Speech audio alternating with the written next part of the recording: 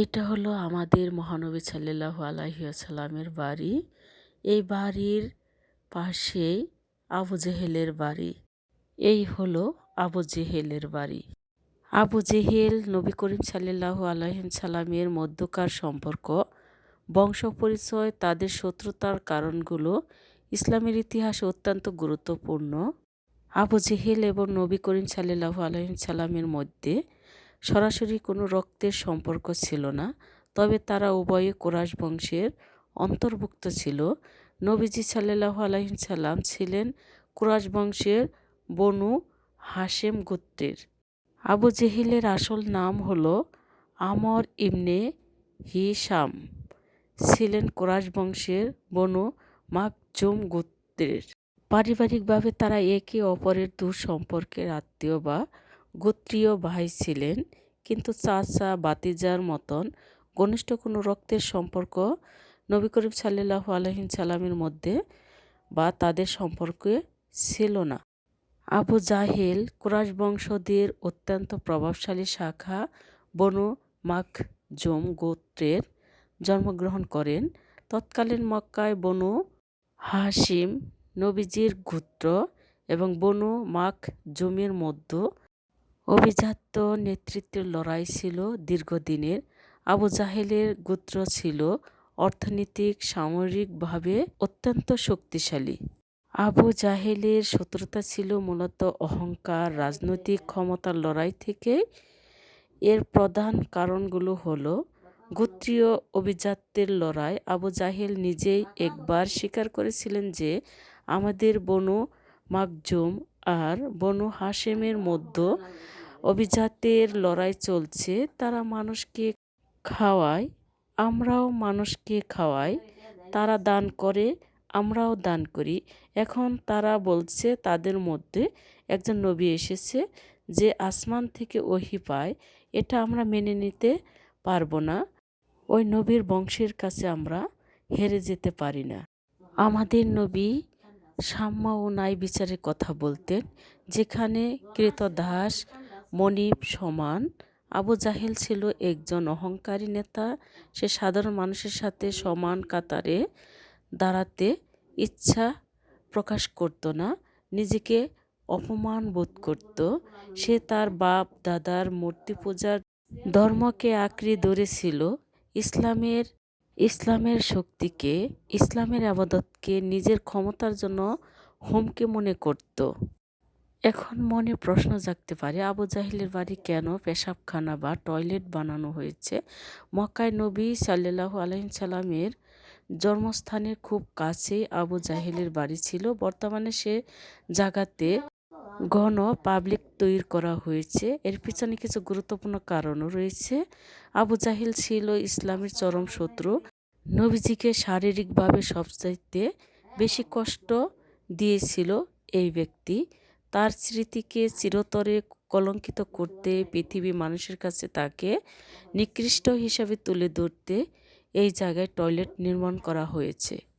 আবু জাহেলের শত্রুতা ব্যক্তিগত ছিল না, ছিল সত্যের বিরুদ্ধে মিথ্যা, বিনয়ের বিরুদ্ধে অহংকারের লড়াই। মহান আল্লাহ তাকে আবু জাহেল বা মূর্খতার পিতা উপাধি দিয়ে কিয়ামত পর্যন্ত আসা মানুষের জন্য এক চরম শিক্ষার বিষয় বানিয়ে রেখেছেন। হিজরতের দ্বিতীয় বর্ষে যখন বদরের যুদ্ধ সংগঠিত হয়, তখন আবু জাহেল ছিল কুরাইশ বাহিনীর প্রধান সেনাপতি। সে অত্যন্ত দম্ভের সাথে মক্কা থেকে রওনা হয়েছিল। সে বলেছিল, আমরা বদরে যাব, সেখানে 3 দিন উৎসব করব, মদ পান করব, গান বাজনা করব, যেন পুরো আরব আমাদের শক্তি সম্পর্কে জানতে পারে। মজার ব্যাপার হলো, মক্কার এই প্রভাবশালী নেতাকে কোনো অভিজ্ঞ বা বড় যুদ্ধ হত্যা করেনি, বরং মদিনার আনসার বংশের 2 কিশোর ভাই তাকে হত্যা করেছে। তাদের নাম ছিল মুআজ ইবনে আমর এবং মুআজ ইবনে আফরান রাহমাতুল্লাহ।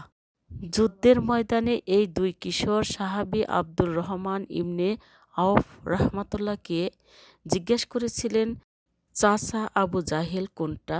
আমরা শুনেছি সে আল্লাহর রাসূল সাল্লাল্লাহু আলাইহি ওয়াসাল্লামকে গালি দেয়, কষ্ট দেয়, শাস্তি দেয়, তাকে হত্যা করার হুমকি দিয়েছে।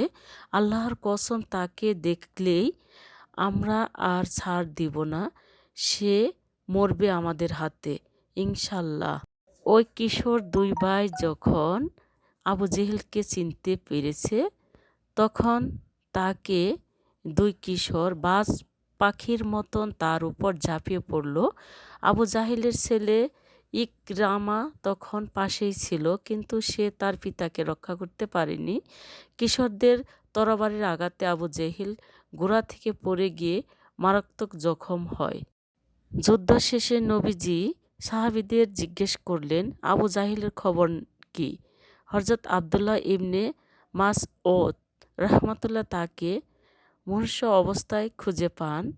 ইবনে মাসউদ রাহমাতুল্লাহ যখন তার বুকের উপর পা দিয়ে দাঁড়ালেন, তখন মৃত্যুশয্যায় থাকা আবু জাহেল কোনো অনুশোচনা না করে উল্টা অহংকার করে বলল, ওই হে বকরীর রাখাল, তুই অনেক বড় জায়গায় পা রেখেছিস। আবু জাহেল আরও বলেছিল, আজকের দিনে আমার আফসোস শুধু এটাই যে আমাকে কোনো বড় যুদ্ধ না মেরে মদিনার দুই চাষির ছেলে কিশোর মারল। শেষ পর্যন্ত আব্দুল্লাহ ইবনে মাসউদ রাহমাতুল্লাহ তার শিরচ্ছেদ করেন। মৃতদেহ বদরের একটি পরিত্যক্ত অন্ধকার কূপে নিক্ষেপ করা হয়। নবীজি আবু জাহেলকে ওই উম্মতের ফেরাউন হিসাবে আখ্যায়িত করেছিলেন সেই দিন। একটি আশ্চর্যের বিষয় হলো, আবু জেহেল ইসলামের চরম শত্রু হলেও তার ছেলে ইকরিমা ইবনে আবি জাহেল পরবর্তীতে মক্কা বিজয়ের পর ইসলাম গ্রহণ করেন। তিনি ইসলামের একজন মহান যোদ্ধা হিসাবে ইয়ারমুকের যুদ্ধে শহীদ হয়েছিল। আল্লাহ চাইলে ঘোর অন্ধকার ঘরেও আলো জ্বালাতে পারেন। আবু জাহেলের পতন আমাদের শেখায় যে শক্তি বা বংশমর্যাদা নয়, বরং সত্য বা বিনয়ে শেষ পর্যন্ত বিজয়ী হয়। তার দম্ভ তাকে মক্কার নেতা থেকে ইতিহাসের এক ঘৃণিত চরিত্রের পরিণত করেছে, যার বাড়ির স্থানে আজ মানুষের মলত্যাগ করছে। আবু জাহেলের বাবার নাম ছিল হিশাম ইবনে আল মুগিরা। তিনি কুরাইশ বংশের বনু মাখজুম গোত্রের একজন অত্যন্ত প্রভাবশালী ধনব্যক্তি ছিলেন। মায়ের নাম ছিল আসমা বিনতে মাকরাবা। তিনি তামিমি গোত্রের নারী ছিলেন। মজার বিষয় হলো, আবু জাহেলের মা পরবর্তী জীবনে ইসলাম গ্রহণ করেছিল। আবু জাহেলরা ছিল তিন ভাই, তারা প্রত্যেকে মক্কার রাজনীতিতে প্রভাবশালী ছিল। ওমর ইবনে হিশাম আবু জাহেল ইসলামের চরম শত্রু ছিল। আরেক ভাই হারিস ইবনে হিশাম, তিনি মক্কা বিজয়ের পর ইসলাম গ্রহণ করেন। ইসলামের এক নিষ্ঠ খাদেম ও বীর যোদ্ধা হিসাবে নিজেকে প্রতিষ্ঠিত করেন। ৩ নম্বরটা হলো সালমাহ ইবনে হিশাম। তিনি ইসলামের শুরুর দিকেই ঈমান এনেছিলেন, মক্কায় কাফেরদের হাতে প্রচণ্ড নির্যাতনের শিকার হয়েছিল। শেষ পর্যন্ত আবু জাহেলের পরিবার ইসলাম ধর্মের ছায়াতলে আশ্রয় নিয়েছিলেন, দ্বীনের জন্য নিজেদের জীবন উৎসর্গ করেছেন। এটি প্রমাণ করে যে হেদায়েত সম্পূর্ণ আল্লাহর হাতে।